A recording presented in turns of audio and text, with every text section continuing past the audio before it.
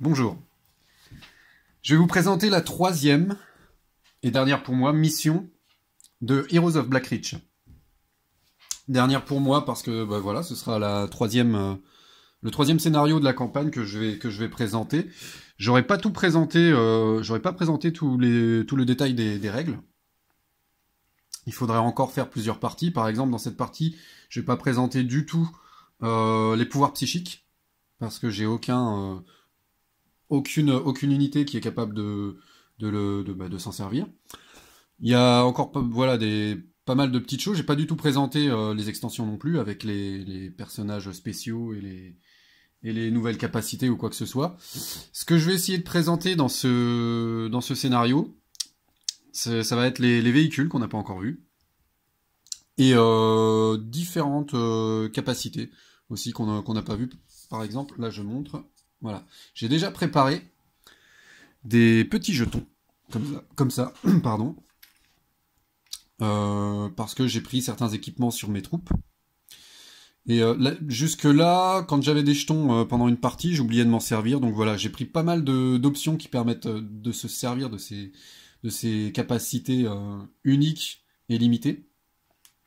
J'en ai pris pour les ultramarines, j'en ai pris pour les orques. Je vais essayer de présenter tout ça. Je vais encore une fois essayer d'être un petit peu moins long. Je sais que c'est pas évident pour moi, mais on va essayer. Alors, je vais déjà présenter les objectifs du scénario numéro 3. Voilà. Là, on est... Je vais montrer carrément le bouquin, hein, ça ira plus vite. Voilà. Le plateau de jeu, Agospora. Ça s'appelle Agospora. Vous pouvez voir qu'on nous...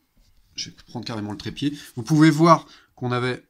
Encore une fois, seulement une tuile de recrutement. Et ensuite, on a par contre beaucoup plus de points que dans les vidéos que j'ai fait précédemment pour constituer nos armées. Dans l'idée, ça va être plus intéressant du coup de montrer ce que j'ai choisi de faire ou de ne pas faire. Mais en même temps, j'ai été dirigé dans mes choix par ce que j'avais envie de vous montrer. Je pense que si j'avais vraiment constitué les deux armées pour être efficace et par rapport au plateau de jeu, j'aurais certainement pas fait vraiment ce que je vais vous montrer maintenant. C'était aussi pour vous montrer un maximum de choses différentes que j'ai fait ces choix d'armée. Qu'est-ce que je peux vous montrer d'autre sur le scénario? Voilà, on va avoir ce personnage. Donc un nouveau héros pour les Space Marines, qui est imposé, hein, vous pouvez le voir ici. Voilà, sinon je vous montre le plateau de jeu. On a encore beaucoup de bunkers pour cette partie. Le côté gauche, de toute façon, ressemble quand même pas mal à ce qui était constitué pour le deuxième scénario. Et ça va être de nouveau les orques qui sont de ce côté-là d'ailleurs, et ça va être de nouveau les orques qui vont être en défense pour cette partie. Et côté droit, pardon, par contre, on va avoir beaucoup plus de place pour se cacher que dans le scénario précédent pour les Space Marines. En même temps, vu ce qu'ils ont à faire, ils n'ont peut-être pas l'occasion de rester beaucoup dans les bâtiments pour se protéger. L'objectif de ce scénario, ça va être pour les Space Marines d'atteindre ce point, qui est à l'autre bout de la carte pour eux, et de le tenir. Ça, c'est ce qu'on appelle des pions d'objectif. Alors, leur utilisation n'est pas totalement définie dans le jeu. Pourquoi? Parce que c'est tout l'intérêt aussi des jeux Heroes of, c'est que ce sont des jeux très souples, où les joueurs peuvent rajouter un petit peu leurs règles comme ils en ont envie. La seule règle vraiment autour de ces pions d'objectif, ça va être que lorsqu'on amène une troupe à côté, on en prend le contrôle à partir du moment où il n'y a pas d'autres troupes dans les 4 cases adjacentes à l'objectif. Pas d'autres troupes, pas de troupes adverses en tout cas. Dans ces cas-là, on met un petit pion que je dois avoir paumé. Je l'avais sorti. Non, je le vois pas. Tiens, c'est bizarre ça. Bon, j'ai celui des Space Marines, donc je vais le montrer. Voilà, on met un espèce de pion comme ça. D'ailleurs, c'est pas celui-là, mais ça ressemble. Sur l'objectif, on peut le mettre sur l'objectif pour dire si c'était les Space Marines qui étaient là, et bien voilà, ce sont les Space Marines qui détiennent l'objectif. Que dire d'autre? C'est pas plus difficile que ça, en tout cas pour les règles de base des pions d'objectif. Évidemment, dans des parties plus complexes, il va y avoir différents objectifs. Il peut même y avoir, si j'ai bien compris, des objectifs, comment dire, des objectifs uniques qu'on va prendre une fois, et puis qu'on va retirer de la partie et qui vont nous donner un certain nombre de points de victoire. Là, c'est pas le cas. Et ça va être encore un enrichissement du jeu, parce que des parties avec plusieurs objectifs différents, ça veut dire que on va pas seulement se diriger vers un endroit en particulier, on va devoir tenir plusieurs positions, réfléchir à comment on constitue nos armées et comment on les déplace pour tenir les positions mieux que l'adversaire. Voilà, donc ça risque d'être très intéressant. Là, c'est encore quelque part un scénario plutôt simple, puisqu'on a un seul objectif pour ce scénario. Et cet objectif, il est à l'autre bout de la carte. Autre spécificité du scénario pour les Space Marines, ils vont tous commencer en dehors du plateau. Ça veut dire que pour la première activation, les Space Marines vont arriver par les bords du plateau. Et puis donc ils vont essayer d'arriver aussi vite que possible jusqu'à l'objectif. Si l'Ultramarine arrive à tenir l'objectif, la partie s'arrête même si on n'est pas arrivé au bout du compte-tour. Normalement, je pense qu'il y a un pion hein, dans la boîte, mais comme il y a énormément de pions, il y en a peut-être que j'ai pas vu. Il va y avoir un pion dans la boîte pour définir le nombre de tours maximal. Je sais qu'il y en a un dans Shadow over Normandy, mais le nombre de tours se limitera à 6, comme pour la partie précédente, comme pour le scénario précédent. Donc les orques ont de nouveau 6 tours à tenir pour empêcher les ultramarines d'arriver jusqu'à leur objectif. Un petit mot sur la campagne aussi. Si je vous présente ce jeu, c'est que vraiment je l'aime beaucoup. J'ai juste été un petit peu déçu en feuilletant les pages de la campagne. Je l'ai pas fait auparavant parce que j'aime bien garder un petit peu de surprise, moi, quand j'ai un jeu, surtout quand j'ai un jeu avec un contenu aussi vaste. Je vous cache pas que j'ai pas regardé toutes les tuiles d'unité. J'ai pas regardé toutes les tuiles de recrutement non plus. Il y a plein de choses que j'ai laissées pour les découvrir petit à petit, à force de sortir le contenu de la boîte. Et j'avais pas trop regardé non plus les scénarios suivants. Et juste, ce qui m'embête un peu, c'est que on va jamais avoir énormément de pions d'ordre, même dans les scénarios suivants. J'ai reçu Shadow over Normandy depuis que j'ai commencé les vidéos, donc qui est un autre jeu de Heroes de Devil Pigs Game, qui est aussi un Heroes of. Et comme je l'avais entendu dire, dans les autres jeux Heroes of, on a beaucoup plus d'activation à chaque tour.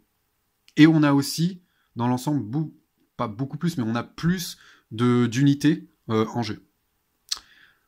Ça fait que pour Heroes of Blackreach, ils ont choisi de faire plutôt des escouades assez limitées et de se concentrer sur un nombre limité d'unités, quoi. C'est pas un défaut en soi, c'est un choix. Maintenant, c'est vrai que j'aurais aimé, par rapport à ce que je vois pour les scénarios suivants en tout cas, monter peut-être jusqu'à 6, 7 activations par tour pour chaque camp. J'ai l'impression que ça va pas être le cas. Là, pour cette partie, vous allez voir, on a 3 activations par tour. C'est un petit peu plus qu'au scénario précédent. Et bien sûr, ça va monter. Hein, ça va monter dans les scénarios suivants. On va quand même arriver à 4 ou 5 activations. Et j'imagine que quand on va faire nos parties nous-mêmes, on va pouvoir avoir des options qui nous permettent même de monter à plus d'activations. Mais dans l'ensemble, proportionnellement au nombre d'unités qu'on va avoir en jeu, on va avoir moins d'activation de toute façon. Parce que j'ai remarqué que sur Shadow over Normandy, souvent quand on a une tuile, je vais prendre une tuile de base, quand on a une tuile de recrutement de base, on a souvent une étoile dessus, et puis pour certaines des options qu'on va pouvoir ajouter à la tuile, on a 2 nouvelles étoiles si on remplit ce supplément. C'est pas le cas, vous voyez, pour les tuiles de Heroes of Blackreach, et c'est en partie pour ça que du coup on se retrouve avec moins d'activation que dans les autres jeux. Voilà. Donc le jeu est plus concentré. C'était un choix, et ça m'empêche pas de m'amuser énormément avec le jeu. Et voilà, c'est plus un choix de design, quoi. Et puis il y a plein d'autres choses que Heroes of Blackreach fait et que les autres ne font pas. Hein. J'ai l'impression, pour avoir donc Shadow over Normandy chez moi, que par exemple il y a beaucoup plus de customisation possible via les équipements et via toutes les possibilités de chaque faction dans Heroes of Blackreach que dans que dans Shadow over Normandy, et peut-être les autres aussi. Voilà, entre autres. Je ferme la parenthèse. Qu'est-ce que je vais dire d'autre? Je vais changer une règle que j'utilisais jusque-là. Bon, j'avais dit que je ferais une présentation rapide, c'est pas parti pour. Mais je vais changer une règle que j'ai utilisée jusque-là dans les deux autres scénarios. C'est la règle que j'utilisais au niveau des 1 et des 6. Je disais jusque-là que les 1 étaient toujours des échecs automatiques et les 6 étaient toujours des succès. Il me semblait avoir lu ça dans les règles. J'ai pris le temps de repotasser un petit peu les règles et je ne trouve pas cette fameuse règle. Donc je pense sérieusement que je me suis trompé. Que c'est pas comme ça que ça se passe dans les Heroes of. Donc on va essayer de faire une partie sans cette règle parce que je pense que elle fait pas partie, hein, elle fait pas partie du set de règles. Pour cette partie, histoire de suivre au mieux ce que j'ai trouvé en tout cas dans les règles, je vais partir du principe que même un 1 est un succès. Et que donc il va y avoir certainement des touches automatiques si je me cache pas avec mes orques pour les Space Marines. Et dans l'autre sens, il va y avoir des moments où on ne pourra pas toucher du tout ses adversaires. Par exemple, si je suis dans un rocher, souvenez-vous, ça donne plus 2 à la défense, ça donne une défense de 7 par exemple pour un tactics comme ça. Si j'attaque avec une unité qui n'a aucun bonus sur son attaque, bien sûr elle va pouvoir arriver que jusqu'à 6, donc ça veut dire que c'est totalement impossible de toucher cette unité tant qu'elle reste dans les rochers pour l'unité attaquante. Voilà. Voilà une petite règle que je vais changer pour la suite. On a de nouveau la tuile de recrutement des slogas de base. Et on n'a que celle-là d'ailleurs. Et ensuite, on avait, je le rappelle, 150 points pour constituer le reste de notre armée, ou 175 si les orques avaient battu les ultramarines lors du scénario numéro 2. Je vous le rappelle, moi, dans les vidéos que j'ai faites, c'était pas le cas. C'était pas le cas du tout. Les Space Marines avaient vaincu les orques. Et normalement, les orques auraient dû se constituer avec 150 points. En fait, j'ai coupé la poire en deux. Mais du coup, j'ai un peu coupé la poire en deux. Si je dis pas de bêtises, là, les orques sont à 165 points pour leur armée. Bon, voilà. C'est pas bien grave, hein. Donc, voilà, j'avais, sans les équipements, bien sûr, j'avais la tuile de recrutement des slogas, pour commencer. Et j'ai décidé de rajouter toujours un boss. Alors, déjà, dans le jeu de base, on a plusieurs boss différents, hein. L'autre me semblait pas forcément utile pour cette partie, donc j'ai repris le boss qu'on a eu jusque-là. Le boss mob. Donc je le rappelle, hein, qui ramène une étoile, qui a un 5+ en sauvegarde, et qui a une capacité qui fait que il est un petit peu plus balèze contre les véhicules. Oui, voilà, contre les véhicules. Et il empêche les autres personnages élites d'utiliser leur sauvegarde d'armure quand c'est lui qui attaque. J'ai pris aussi quelques shootas. Moi je les aime bien les shootas et j'ai envie de regarder un petit peu comment ils fonctionnent. Parce que c'est vrai que c'est pas... par la suite, j'ai l'impression que les shootas, on pourrait avoir envie de s'en passer, parce qu'il y a d'autres unités plus fortes, etc. Mais elles sont pas chères, elles permettent de tirer loin. Moi j'ai encore envie d'expérimenter un peu avec les shootas. Donc voilà, j'en ai repris 3 pour 65 points. Le boss coûte 50, on est déjà à 115 points. Et puis ensuite j'ai pris des options. Alors pour mes shootas, j'ai fait un test, je vais aller chercher des munitions. Les munitions, qu'est-ce que ça fait? Elles sont là. Je vous les montre, hein. J'en ai 3, puisqu'on nous dit d'en prendre 3. Les munitions, elles vont permettre de les utiliser pour avoir un +1 sur certains jets. Sur certains jets de tir. Alors, on est obligé de les utiliser avant de jeter le dé, donc voilà. On peut pas savoir si ça va réellement servir ou pas. Et donc, ça permet d'avoir un +1 sur certains tirs. On en a que 3 pour la partie, donc il faudra bien choisir. Il me semble qu'on peut en utiliser plusieurs sur un même tir. Ça me coûte 10 points. Pour mon boss, vous avez vu, aucun équipement, donc voilà, il va être tel quel. Je préfère me concentrer sur mes troupes. Et pour les slugas, je leur ai rajouté 2 choses, les grenades. Ce qui va obliger les Space Marines à faire un petit peu attention à pas trop se stacker les uns à côté des autres. Les grenades, je ne sais pas réellement si elles sont différentes pour les ultramarines, mais voilà les grenades, je crois que je le tiens à l'envers. Ouais. Voilà les grenades des orques. Alors vous voyez, j'en ai 3 aussi pour la partie. Et je rappelle aussi que une option, un équipement qu'on prend pour une tuile, bien sûr, ne servira que pour cette tuile. Donc, puisque mes shootas ont des munitions en plus, les slugas n'auront pas accès aux munitions et vice-versa avec les grenades, voilà. Donc voilà à quoi ça ressemble. Quand on va les poser, si j'ai un... Voilà. Alors, c'est pas des slugas, c'est des shootas, mais c'est pour montrer. Si j'ai des shootas qui sont ici, on voit que les grenades... Non, on le voit pas d'ailleurs. Je vais arrêter de bouger. Non, ça ne veut pas faire la focale. Ok, je vais la faire à la main. Si ça veut bien. Voilà. Et je le tenais à l'envers en plus. Voilà, on voit qu'on peut attaquer jusqu'à 2 cases. Pas plus. Donc pour des slugas qui seraient ici, du coup, on pourrait attaquer, on va dire, à 2 intersections. Je pense qu'on ne prend pas en compte la première, hein, ce serait un peu ridicule, donc 1-2, si je dis pas de bêtises. Sachant qu'on met les pions de grenades sur des intersections. Il n'y a pas de dispersion comme pour le Thunderfire Canon, donc de toute façon on va tirer à l'endroit où on a essayé de tirer. Et ensuite on retourne, et puis on voit qu'on va faire du... Ah non, ça fait plus du tout la focale. Alors je sais pas pourquoi des fois ça la fait, des fois ça la fait plus. Vous voyez que on va avoir du +2 sur l'infanterie, un autre jet, et +2 sur les unités lourdes, et que ça ne servira pas contre les véhicules. Et la dernière option que j'ai pris pour mes orques, c'est le Kill-A-Can. Alors le Kill-A-Can, c'est carrément une unité nouvelle, qu'on n'a pas encore vue, qui me paraît quand même hyper puissante. C'est ça le Kill-A-Can. Le Kill-A-Can. Donc c'est une espèce de grosse boîte, comme les orques savent si bien les faire. Une grosse boîte truffée de trucs pour détruire, découper, exploser les adversaires. On peut voir qu'elle est quand même bien résistante. Alors là, je m'inquiète un peu, hein, je vous le cache pas. Comme maintenant, j'ai plus utilisé la règle des 6 automatiques qui touchent automatiquement, j'espère que je vais pas trop galérer pour la tuer, que je respecte les bonnes règles et que ça va pas être impossible. Elle a quand même voilà, une sauvegarde de 8, donc ça me paraît solide.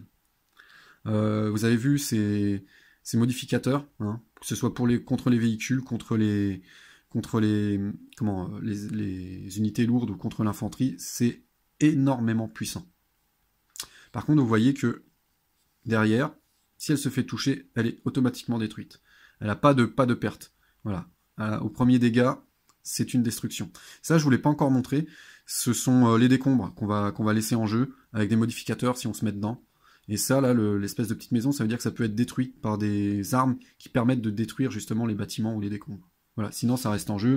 Si le Kill-A-Can se fait détruire ici, cette focale me tue, se fait détruire ici, et ben on le retourne et les décombres vont rester ici tant qu'ils ne sont pas eux-mêmes détruits. Voilà. Qu'est-ce qu'on peut dire d'autre sur le Kill-A-Can? Ben voilà, déjà c'est hyper puissant. Je sens que les ultramarines vont passer un super mauvais moment tant que les Kill-A-Can seront en jeu et qui se font cibler, ou alors les orques vont passer un super moment s'ils se le font détruire dès le départ. Vous voyez que ça peut tirer en mouvement en plus, que ça a la capacité d'assaut, donc ça jettera 2 dés pour le corps à corps, et ça je sais plus ce que c'est.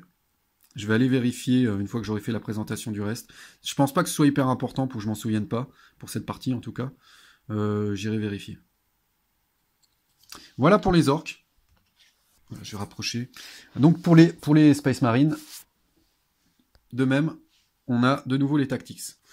Alors on n'a pas énormément de choix dans la boîte de base pour les tuiles de recrutement, pour les Space Marines. Hein. Souvent, on a très souvent les Tactics en base. On va avoir beaucoup plus de choix avec les extensions, mais on n'a pas non plus que cette tuile. On a par exemple les Scouts, qu'on peut avoir en tuile de recrutement de base, que j'ai failli prendre d'ailleurs pour cette partie, mais dans ce cas-là, je vous aurais pas montré les véhicules parce que j'aurais plus assez de points. Vraiment, stratégiquement, si j'avais voulu bien faire, j'aurais pris les Scouts pour cette partie, donc qui permettent d'avoir 4 unités supplémentaires, qui ne sont pas des Space Marines tels qu'on les a vus jusque-là, hein. Ils ont leurs propres caractéristiques. Ça aurait fait énormément de monde sur le plateau, et si vous vous souvenez du scénario numéro 2, faire diversion dans ce jeu, c'est quand même très important. Parce qu'on n'a qu'un certain nombre de pions d'ordre, et vous avez vu que dans Heroes of Blackreach, on n'en a pas non plus énormément. Donc si on a beaucoup d'unités, ça veut dire que l'adversaire va devoir donner de la tête un peu partout avec un nombre limité d'activation. Et ça, voilà, je vais pas vous spoiler le scénario 2 si vous l'avez pas vu, mais le fait d'obliger l'adversaire comme ça à avoir plusieurs cibles, plusieurs menaces qui arrivent, qui sont à plusieurs endroits sur le plateau, ça marche quand même bien. Donc ça aurait été ma stratégie de base, si j'avais vraiment fait les armées pour la stratégie. Mais là, je voulais vous montrer quelque chose qui va être très utile aussi dans la partie, c'est le rhino. J'ai rajouté un rhino à mon escouade de tactics. Alors le rhino, c'est ça. Alors là, il est détruit. Voilà. Vous voyez, c'est assez gros, c'est un véhicule. Donc on va voir comment se présentent les véhicules, comment ils fonctionnent. Vous voyez que ça prend 2 cases. En face, il va falloir des unités. Qu'est-ce que j'ai fait de mes unités? Voilà. Il va falloir des unités qui ont une valeur grise sur leur tuile, si on veut toucher un véhicule. Donc par exemple, les Shuta n'ont pas de valeur grise. Donc ça veut dire qu'ils sont incapables de détruire le rhino ou un quelconque véhicule. Et le chiffre du haut, je vous rappelle, c'est pour toucher les unités lourdes. Et cette fois, on a une unité lourde en jeu, c'est le Kilakan. Voilà, qui a vous le voyez, hein, qui a une défense rouge-bordeaux. Pour rappeler qu'on ne va pas utiliser les valeurs jaunes des tirs ou de combat, en tout cas, pour essayer de le toucher. Donc voilà, un rhino. Donc je vais vous montrer pendant la partie comment ça fonctionne. Comme d'habitude, hein, je vais pas tout expliquer avant, on verra en jouant. Mais en tout cas, sachez que le rhino, c'est pas un véhicule qui est là pour faire d'énormes dégâts, c'est pas un tank avec un énorme canon, c'est plutôt un véhicule de transport. C'est même le véhicule de transport très connu des Space Marines dans l'univers de Warhammer 40 000. Donc le but, ça va être de coller un maximum de monde dedans. La capacité est là, la capacité maximale est là. Sachant qu'il y a certaines unités qui ont une capacité de 2. Donc on va pas pouvoir mettre tout le monde non plus. Et ça va être donc de mettre mes tactics dedans et de foncer le plus rapidement possible, puisque ça se déplace à 6 vers l'objectif. On va voir si ça va marcher. Encore une fois, j'aurais préféré avoir plus de monde sur le plateau avec une escouade de scouts, mais on va voir si le fait de se déplacer rapidement, d'arriver rapidement sur l'objectif avant que l'orque ait totalement mis en place sa défense pourrait fonctionner. Et l'autre choix que j'ai fait pour mes tactics, c'est le Purity Seals. Ça va permettre, toujours grâce à des jetons, d'avoir une relance de dés à chaque fois que j'utilise un Purity Seals. Et je peux en utiliser plusieurs sur le même jet de dés, si vraiment le prochain jet, le prochain résultat me convient toujours pas. Mais en tout cas, j'en ai que 3 pour la partie. Donc je peux ou relancer un dé pour mes tactics, pour toute mon escouade de tactics, ou faire relancer un dé qui est lancé contre eux. Ça va être très utile aussi, puisque j'ai plutôt intérêt à réussir, une fois que je vais être dans ce coin-là, j'ai plutôt intérêt à réussir mes jets pour faire un bon nettoyage et prendre vraiment l'objectif.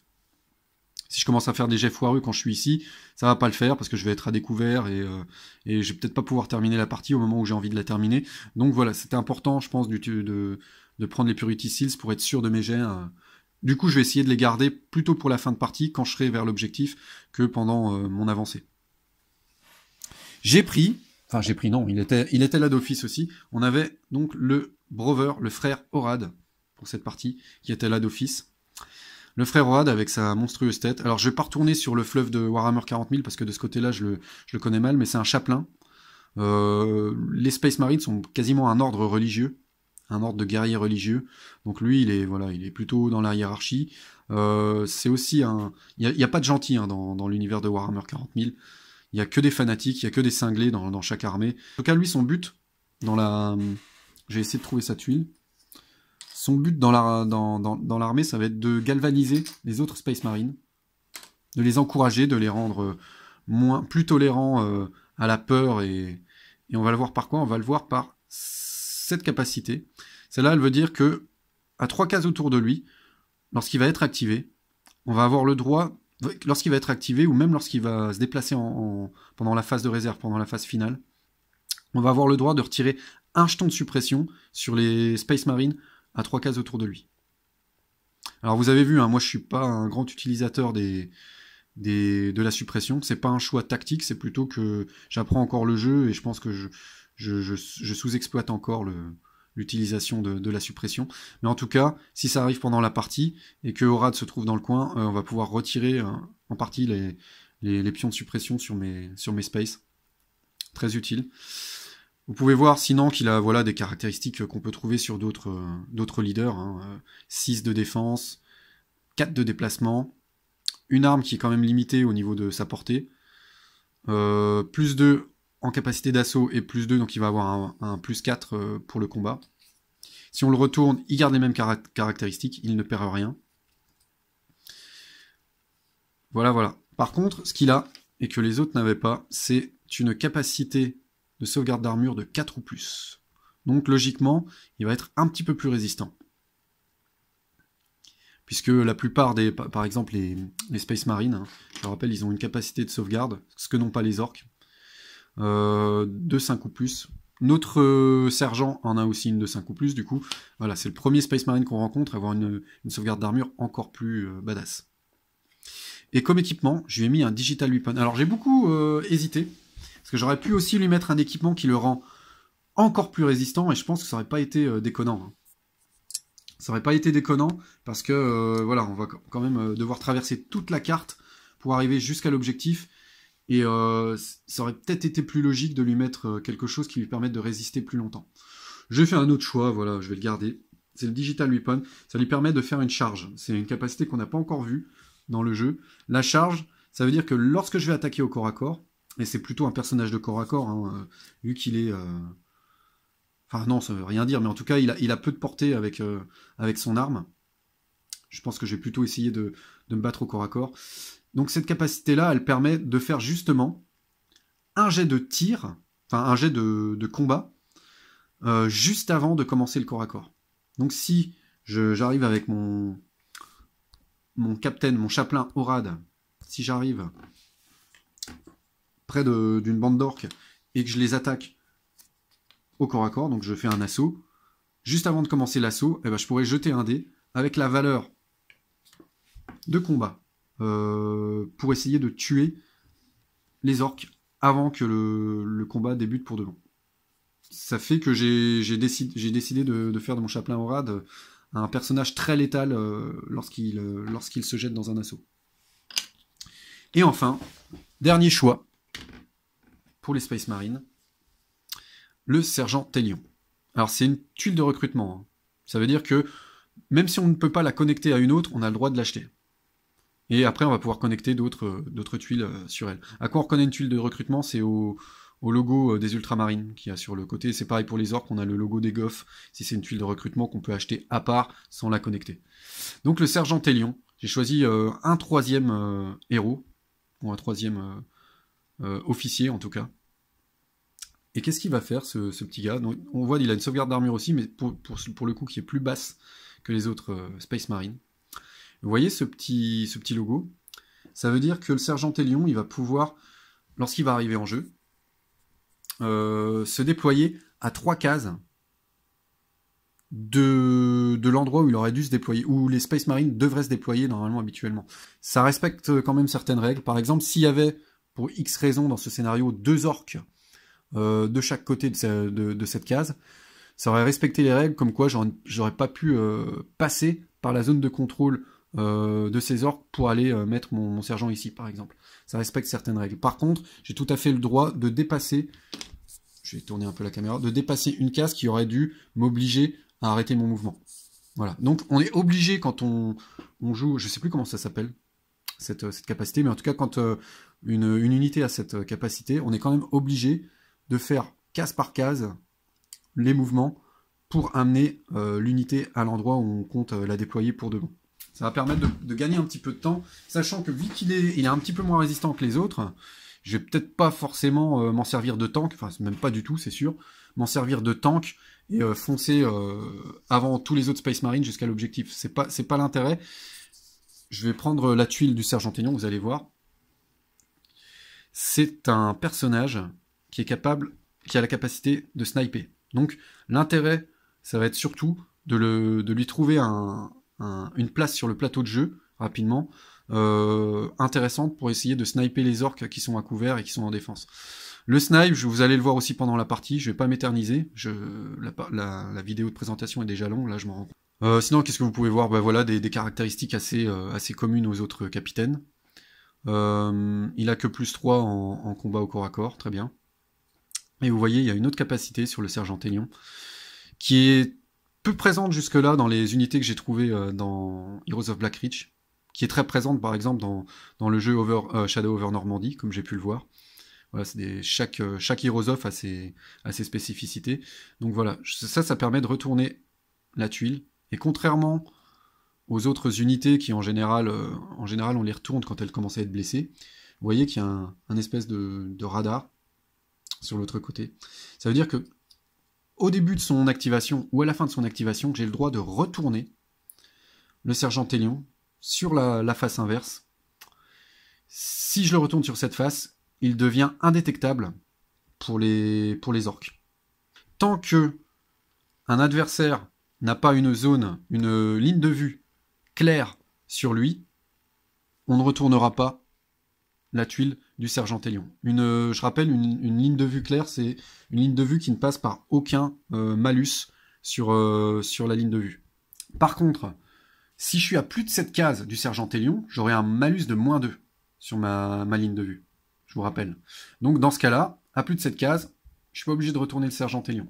Maintenant, si mon sergent Ailion est dans un bâtiment, qu'est-ce qu'on remarque? Je le rappelle. Hop, dans ce bâtiment, on a un -2 à la ligne de vue. Donc du coup, on ne pourra pas voir le sergent Ailion. Maintenant, si on est à 2 cases ou moins d'un personnage qui est camouflé et qu'on ne voit que partiellement, donc qu'on ne voit qu'à partir qu'en traversant des cases qui ont un malus de la ligne de vue, on va aussi retourner la tuile camouflée. Voilà, quand on est à 2 cases ou moins, seulement. Voilà les conditions dans lesquelles un personnage camouflé se fait voir. Sinon, un personnage camouflé, ça lui permet tout simplement d'éviter les tirs adverses tant qu'il arrive à se mettre plus ou moins à couvert, quoi. Et si le sergent ou toute autre unité camouflée se met à tirer, par contre, on sera obligé de retourner la tuile. Et donc, il faudra attendre une prochaine activation pour pouvoir de nouveau le retourner si on a envie de le camoufler de nouveau. Et donc, je vais montrer les équipements que je lui ai achetés, parce que j'en ai acheté pas mal. Vu qu'il est plutôt cher, qu'il risque d'être sympa, sa capacité de sniper risque d'être intéressante, je l'espère. J'avais pas envie qu'il meure trop vite. Donc ce que je lui ai donné, c'est un Iron Halo, qui est une nouvelle protection. Et maintenant, au lieu d'avoir son 6+, pour de jet de sauvegarde, il va avoir un 5+, et en plus vous avez vu que le logo est vert. Ça veut dire que lui, contrairement à tout ce que vous avez vu jusque-là, n'aura pas besoin de carte de jeu pour activer sa sauvegarde. Voilà, je remontre, hein, c'était ça, c'était ce logo-là. On avait besoin d'utiliser une carte de jeu avec cette capacité secondaire pour pouvoir se servir d'une sauvegarde d'armure d'un personnage. Et bien pour lui, comme il a le Halo, il va avoir une sauvegarde de 5 ou plus sur tous les dégâts qu'il risque de prendre pendant la partie. Et en deuxième, c'est aussi une protection, c'est le Camo Cloak. En plus, c'est assez thématique avec le personnage. Le Camo Cloak, donc on va en avoir 3, ça ressemble à ça. Et ça va permettre, quand je décide de l'utiliser, et avant le jet de dés de l'adversaire, de se rajouter +1. On est où?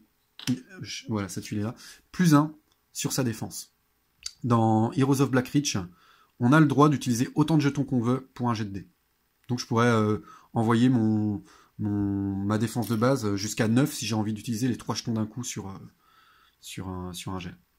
Voilà, c'est la fin de la présentation. Si, je vous montre quelque chose aussi. Comme le dos du sergent Ailion, c'est son camouflage, ça ne veut pas dire pour autant qu'il va mourir au premier dégât. Au lieu de ça, on va avoir un petit jeton qu'on va garder sur sa tuile et dont on va se défausser à sa première blessure. C'est ce qui remplace le fait de normalement retourner la tuile. J'ai pas trouvé les jetons dans la boîte, mais franchement, j'ai pas regardé en profondeur. Pour moi, le jeton, ce sera un jeton ultramarine que je retirerai lorsqu'il sera touché. De retour pour le déploiement. Alors, vous voyez tout de suite que j'ai déjà fait mon déploiement avec les orques. J'ai essayé de gagner un petit peu de temps. Du coup, j'ai déjà déployé les orques et je vais plutôt expliquer, contrairement aux deux autres scénarios, je vais expliquer maintenant mes choix de déploiement. Ce sont les ultramarines qui ont l'initiative pour ce tour, pour ce scénario, pour le premier tour de ce scénario. Mais, je vous le rappelle, il commence en dehors de la carte. Donc du coup, le déploiement, je vais vous montrer un petit peu ce que j'ai choisi de faire. Voilà, j'ai mis mes 3 shootas à 3 endroits différents sur la carte pour qu'ils puissent s'étendre au maximum. Maintenant, le problème que j'ai eu en déployant mes shootas, c'est qu'il y a énormément d'endroits où se cacher pour les ultramarines, pour les space marines, pendant leur avancée. Contrairement aux deux autres scénarios, si vous vous souvenez, on avait quand même des espaces où on pouvait se protéger qui étaient assez limités du côté de plateau des Space Marines. Cette fois, il y a quand même énormément de coins, de recoins, et ça va être un petit peu compliqué de trouver des angles de vue. On a beaucoup de rochers, on en a un là, on en a un ici, on en a énormément en haut, ce qui va bloquer les lignes de vue. On a des bâtiments, ça va être plus compliqué de tirer à travers. On a un bunker aussi pour les ultramarines, pour les Space Marines cette fois-ci. Voilà, donc je pense que ça va pas être facile. Et en plus, pour mon déploiement, j'ai un déploiement à 3 cases qui ne me permet pas, pour ce scénario, d'entrer déjà dès le premier tour, enfin d'être déjà dès le premier tour dans les bunkers et de pouvoir commencer à tirer en étant protégé. Donc le premier tour des shootas, ça va être de se positionner. Ça va pas être de tirer, ça va être de se positionner au mieux pour rester en vie et pour avoir des bons angles de vue. Alors l'idée, là j'ai un shooter. Lui, je pense que je vais le faire entrer dans le bunker lors du premier tour. Et je sais pas encore comment, parce que j'ai un rocher pile poil en face de moi. Donc ça va être soit de le mettre ici, pour qu'il puisse quand même tirer en face assez facilement, soit le mettre au-dessus, le mettre ici, pour qu'il puisse avoir une bonne ligne de vue sur ce qui se passe en haut, une ligne de vue quand même devant. Il va être un petit peu plus limité vers le bas du coup, à cause de ce rocher. Le problème de le mettre ici, c'est que les tirs qui vont arriver par là n'auront pas le bonus, le malus du bunker. J'ai aussi des shootas qui sont ici. Voilà. Et eux, je vais les mettre ici. Encore une fois, les tirs qui vont arriver par là ne vont pas les protéger, mais je pense que cette case, au niveau de la ligne de vue, c'est la meilleure qu'on puisse trouver du côté des orques, quoi. Parce que là, ça me permet de tirer à peu près relativement facilement de ce côté-ci, de la carte, et j'ai pas trop de rochers devant moi à part celui-là, pour tirer non plus vers le bas. Donc je vais rentrer un shooter sur cette case. Et puis j'ai mis un shooter en haut aussi, qui va sûrement rentrer quelque part ici, voilà, sur une de ces 2 cases, pour avoir des angles de vue sur ce qui se passe en haut. Ce sera beaucoup plus limité parce qu'il y a beaucoup de rochers, mais on va essayer d'en mettre un quelque part ici. Les slugas, ils ont 2 utilités, d'après moi. J'aurais trouvé 2 utilités pour l'instant. C'est soit de tenir une partie de la carte, sachant que les slugas sont pas terribles au tir, hein. Enfin, sont pas terribles en capacité de combat de base, leur capacité d'assaut est beaucoup plus intéressante. Ça fait que tenir une position sur la carte, ça va pas leur permettre en général d'être très efficaces pour attaquer. Par contre, comme ils sont assez nombreux et peu chers, ça peut permettre de prendre beaucoup de place et de ralentir l'avancée des Space Marines. Grâce à leur zone de contrôle, et les Space Marines devront certainement tirer sur les slugas avant de pouvoir continuer à avancer. L'autre utilité des slugas, c'est justement le contraire, c'est de les tasser, c'est de les mettre ensemble, et puis de foncer vers les adversaires pour profiter des bonus de soutien en corps à corps. J'ai préféré séparer mes slugas, sauf en haut, où j'ai mis 2 slugas ensemble. Eux, ils vont essayer de passer pourquoi par en haut, parce qu'il y a beaucoup de rochers en face. Ça fait qu'il y aura moins d'angles de tir intéressants pour les Space Marines pour leur tirer dessus. Et mes slugas vont essayer d'avancer assez rapidement, de se positionner ou dans les bâtiments, etc., peu importe, mais d'avancer assez rapidement pour commencer à embêter des Space Marines qui seraient un petit peu lents. Essayer de les attaquer au corps à corps, tous les deux, ensemble, pour gagner le bonus de corps à corps. Pour les autres slugs, donc il y en a un ici et un là, on va plutôt essayer de se cacher un petit peu et d'exercer nos zones de contrôle pour empêcher les Space Marines d'avancer trop rapidement. Après, je sais pas trop comment ça va se passer avec le Rhino. Aussi bien, ce que je fais ne sert à rien. Parce qu'il faut savoir que un véhicule peut tout à fait passer sur la case d'une unité d'infanterie. Et si le Rhino s'arrête sur la case d'une unité d'infanterie, qu'elle soit ami ou ennemi, pardon, l'unité d'infanterie en question doit bouger sur une case adjacente et elle subit une suppression. Donc les véhicules permettent, entre autres, dans ce jeu, d'avancer et d'enfoncer les défenses adverses. Maintenant, heureusement, j'ai pris mon kill à canne, que j'ai mis derrière, parce que je veux absolument pas le perdre au premier tour. Tant pis, il sera moins efficace au début, mais je veux pas l'exploser. Je veux attendre de voir par où le Rhino va passer, parce que c'est vraiment lui qui a la capacité du coup de détruire le Rhino. Et et du coup, le Rhino va devoir faire très attention aussi lui à son positionnement par rapport au kill à canne, parce que avec un -4 sur les jets de tir, plus 4 pardon, sur les jets de tir contre les véhicules, c'est clair que le Rhino, dès qu'il va être pris pour cible par le kill à canne, il va passer un très mauvais quart d'heure. Du coup, je vais expliquer très rapidement comment fonctionnent les dégâts sur un véhicule. J'ai pas le livre de règles qui est ici, on le reverra en jeu, mais en gros, lorsqu'un véhicule est touché, on ne le retourne pas directement, on va jeter un dé, et suivant le résultat du dé, on va lui mettre un pion de dégâts.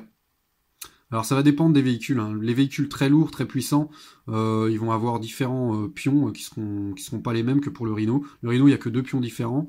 On peut soit perdre en capacité de mouvement pour un tour, mais perdre sérieusement en capacité de mouvement, soit avoir les capacités de mouvement totalement détruites pour le reste de la partie, soit carrément exploser au premier dégât reçu. Et si le véhicule devait recevoir une deuxième fois le même jeton, à ce moment-là, il est détruit.